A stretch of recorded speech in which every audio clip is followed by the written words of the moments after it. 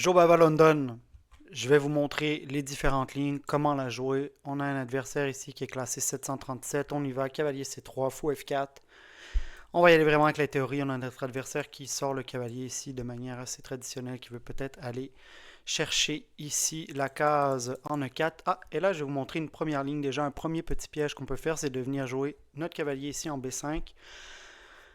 On menace le piège ici, donc avec la fourchette, habituellement ce que va faire notre adversaire, va venir sortir le pion ici en E5 et je vais vous montrer dans le fond comment jouer cette ligne-là. Donc on veut reprendre avec le pion absolument. Pourquoi? Pour venir bouger son cavalier ici, qui habituellement peut aller en H en H5, exactement ce qui arrive. Donc habituellement on joue comme ça, on prend, vient mettre son cavalier ici. Je peux venir protéger ici avec mon pion. S'il amène son cavalier ici au niveau de la case E4, ah ok, recule ici, son cavalier ici, il y a un coup qui est très fort, qui est d'avancer notre pion. On menace le cavalier, le pion, on menace la fourchette. Donc on menace un peu tout. Et j'avais également un pion qui était en prise ici. Donc là,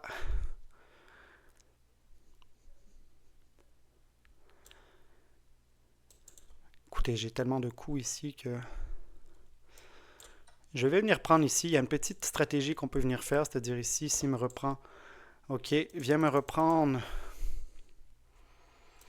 ici. Donc ce que je vais faire, c'est que je vais lui prendre avec la dame. S'il bouge son cavalier, j'ai un cavalier qui est gratuit ici, donc il est obligé de reprendre nécessairement avec son roi. Et là, son roi va être coincé au milieu pour toute la partie. Je suis à +1. Je pourrais venir prendre ce pion-là. J'ai quasiment envie de venir faire ça. Là, il est très mal positionné. Le but, ça va juste être de la conclusion. Je vais venir le prendre quand même. Je vais attaquer son cavalier, sa tour ici. Doit la bouger. Je pense que c'est ce que je vais faire. Je vais venir échanger. Je vais venir sortir ce pion ici. Je vais m'enlever de toutes les potentielles prises ou quoi que ce soit. Je suis à +2, donc ça va être quand même une conversion qui va être assez classique, si je peux dire. J'ai un roi en plein milieu. Là, va venir chercher à m'attaquer absolument. Je peux me reculer ici. S'il m'attaque, j'ai mon fou qui vient protéger. J'ai une certaine conversion qui va être assez simple. Je peux venir ici pousser mon pion s'il cherche à m'attaquer avec sa tour. Donc je peux amener mon cavalier ici. Il va venir me prendre avec son fou. Je peux venir prendre ici avec ma tour. J'attaque son fou qui est protégé par son cavalier, mais j'ai déjà une belle prise ici. Mais ce que j'ai envie, c'est peut-être plus de me développer. Le problème, si je développe mon cavalier ici, il va venir en prise, mais ça va me donner une opportunité de développer mon fou en fianchetto. Donc c'est ce que je vais faire. Ce que je veux aussi, c'est qu'il échange avec moi. Je menace son cavalier ici. Et là, je peux rejouer la même tactique, sauf que là, j'aurais pu le cavalier à la fin pour la protection potentielle en D7, donc pour être un coup encore plus fort par la suite. On va y aller comme ça, on va voir comment notre adversaire va réagir. Comme je vous dis habituellement, quand on joue ce genre de petite stratégie, on a des calculs un petit peu plus, je dirais, pas complexes, mais des petits calculs pour éviter de blunder, comme on dit en bon anglais. Donc là, je cherche à m'attaquer le pion ici. Il m'attaque aussi, mais toujours protégé. Donc ça, il n'y a aucun problème à ce niveau-là. Ce que je vais faire, c'est que je vais juste m'amener ici mon fou pour pouvoir protéger le pion et garder la protection sur mon cavalier.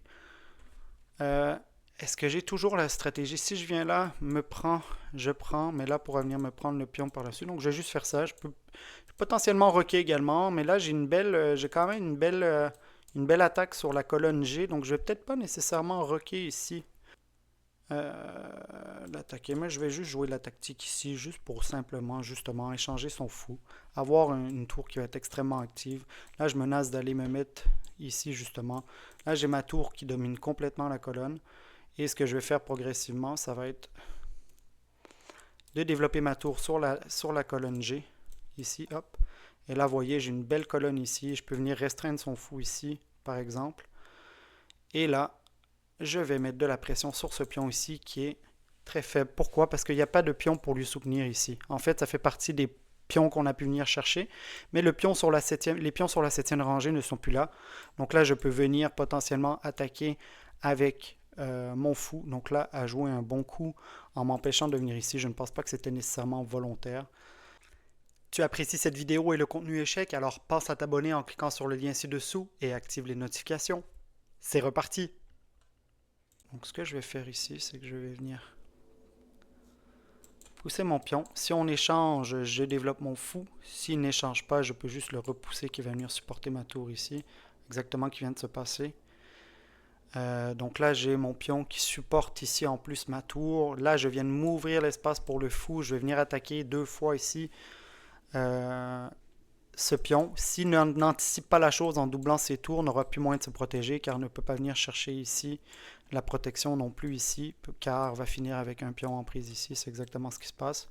Donc là, vous voyez, j'attaque 2 fois son pion, on va être obligé de le pousser, mais va me libérer de l'espace pour pouvoir m'infiltrer ici. Donc là, j'ai toute la pression et d'ailleurs ne peut pas, car si vous ne l'aviez pas vu, son pion est ici, cloué. Donc là, rapproche son roi, mais vous voyez, évidemment, c'est vraiment pas un coup qu'on veut faire. Pourquoi? Parce que là, son roi est au milieu de vraiment tout. Est-ce que je peux venir prendre avec mon fou? Prendre, non. Dans ce cas-là, je vais juste chercher à bouger mon pion ici, supporte mon fou très fort. Je prends, il me prend. Je peux peut-être aller attaquer ce pion-là. C'est peut-être ce que je ferai. Ou non, je vais laisser me prendre comme ça et j'empêche l'avancement de ce pion-là. Donc ça, je pense que ce serait une bonne tactique. Je monte ici mon roi. Pourquoi? Car je veux me laisser de l'espace pour ma tour. Peut-être venir doubler les tours ici. Potentiellement rediriger cette tour-là pour aller attaquer les pions ici. Je peux développer mon pion ici également. Vient de mettre sa tour ici. Donc se prépare peut-être à venir doubler sur la colonne ici pour m'attaquer potentiellement. Je peux faire la même chose ici. Je vais rapprocher mon roi qui va me permettre de commencer à pousser mes pions ici pour venir mettre vraiment une grosse pression sur ce pion-là. C'est mon objectif ici. Il ne peut pas bouger sa tour. Et je peux même venir mettre un échec. En fait, je peux même venir faire ça. Et donc faire un échec en faisant un coulissage de la tour qui me permettra potentiellement d'aller gagner ce pion ici faible qui va commencer à faire que sa position va un petit peu... Donc là, double ici, c'est... Donc là, je menace l'échec pour aller gagner ce pion ici. Je ne vois pas de moyen pour lui, sauf peut-être en reculant ici. Et oui, là se fait peut-être avoir au piège, malheureusement pour lui. Car devra reculer, donc perd un des protecteurs ici de son pion. Et notre adversaire abandonne